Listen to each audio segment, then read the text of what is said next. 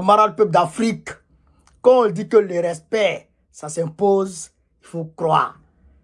Les Américains qui avaient dit par la bouche du secrétaire d'État américain Anthony Blinken qu'ils étaient en train d'étudier avec leurs alliés occidentaux, chers camarades peuple d'Afrique, la possibilité d'autoriser l'Ukraine à utiliser leurs armes, leurs missiles pour frapper le territoire russe en profondeur, c'est-à-dire au-delà de 1000 km. Quand Poutine a dit que s'ils font ça, c'est qu'ils vont rentrer en guerre contre la Russie. Là. Ils ont reculé. Ils disent, ils n'ont jamais dit ça. Ils n'ont jamais émis la possibilité même d'autoriser à l'Ukraine de frapper sur le territoire russe. Zelensky dit que c'est des peureux. Zelensky est à bout de souffle. Il a lâché le mot. Il dit les Occidentaux sont des peureux, chers camarades d'Afrique. On va écouter cette vidéo et bon, on va décortiquer. Chers camarades, on est parti. Écoutez attentivement. La peur de l'escalade outre-Atlantique, on rétropédale en expliquant que les Américains n'ont rien promis et rien annoncé. Je n'ai pas d'annonce à faire. C'est juste une déclaration générale qui concerne la possibilité de venir en Ukraine.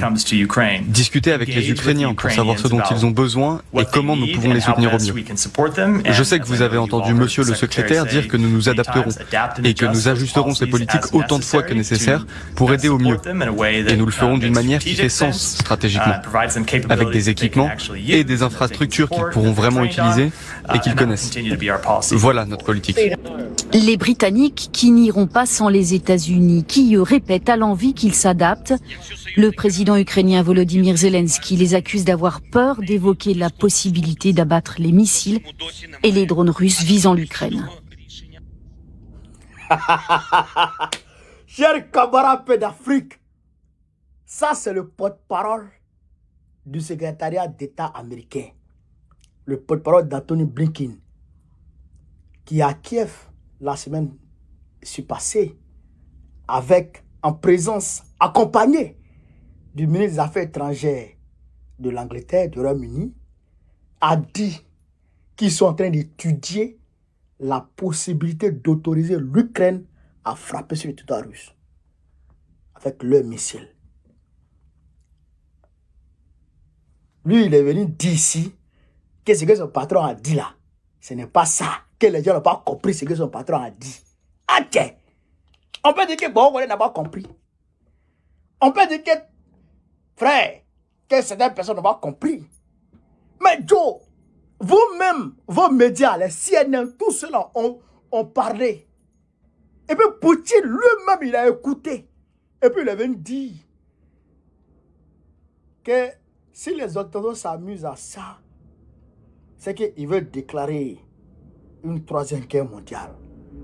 Parce que cela voudrait dire que les Occidentaux attaquent, l'OTAN attaque directement la Russie. Parce que l'Ukraine n'a ni la technologie, ni les hommes pour pouvoir actionner ces missiles. Parce qu'il faut des données satellites, il faut un certain nombre de choses, il faut une formation pour pouvoir frapper sur le territoire russe. L'Ukraine n'a pas encore cette formation-là. Donc, forcément, aujourd'hui, c'est des Occidentaux, des militaires occidentaux, des agents occidentaux qui seront utilisés et les moyens logistiques occidentaux qui seront utilisés pour frapper en territoire russe. Donc, cela veut dire que peut-être on peut transporter les missiles là sur le territoire ukrainien, mais ceux qui vont actionner, c'est les Occidentaux. Ceux qui vont tirer les logistiques qu'on va utiliser, tout ça, ce sera pour les Occidentaux. Donc, c'est les Occidentaux qui vont attaquer la Russie. C'est ce qu'il a dit. Et donc, quand il a expliqué ça, et il a dit, s'ils font ça, c'est la troisième guerre mondiale directe. Ils ont reculé. Frère, l'équilibre de la terreur. C'est ça l'équilibre de la terreur. Ça a payé.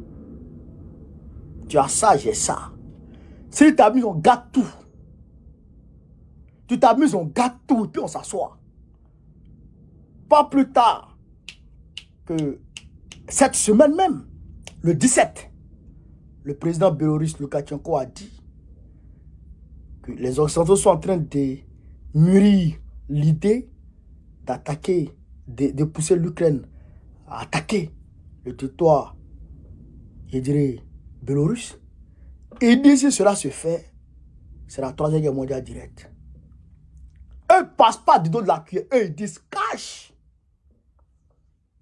Et ils disent cash. Donc c'est vrai que les gens ils ont reculé. Les papis de là ils ont reculé. Ils vont essayer maintenant de faire par les moyens conventionnels, donner les armes à l'Ukraine. Les Ukrainiens vont mourir, les Ukrainiens vont mourir. Parce que le président, je dirais le chancelier allemand Olaf Scholz avait dit qu'il a causé avec le président ukrainien et qu'ils sont tombés d'accord pour faire un nouveau sommet sur la paix en Ukraine, mais avec des Russes. Ben, ce qui s'est passé en Suisse, les Russes n'y ont pas participé. Et les Chinois ont dénoncé ça. Il y a beaucoup d'autres pays qui ont dénoncé ça. Mais cette fois-ci, ils vont le faire avec qui?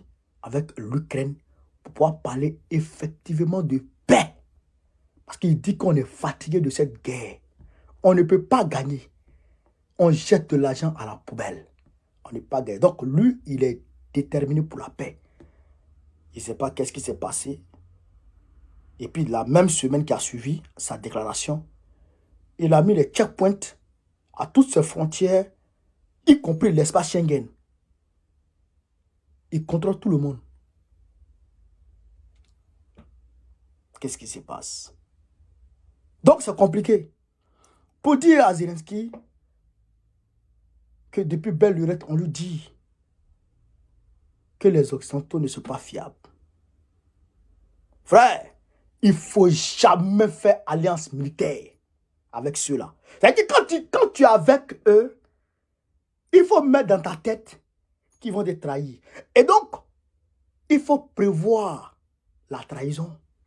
Il faut préparer l'après-trahison.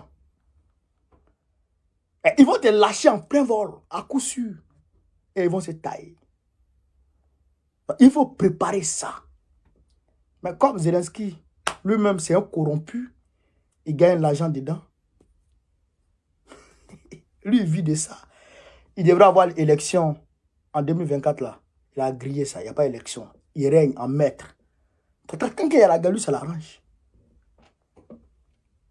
Ouais, non? Voilà. Donc, chers camarades d'Afrique, voilà un peu ce que je voulais vous dire sur cette vidéo. Voilà, partagez-la au maximum avec le maximum de personnes, soit alertées, soit informées de ce qui se passe dans ce monde.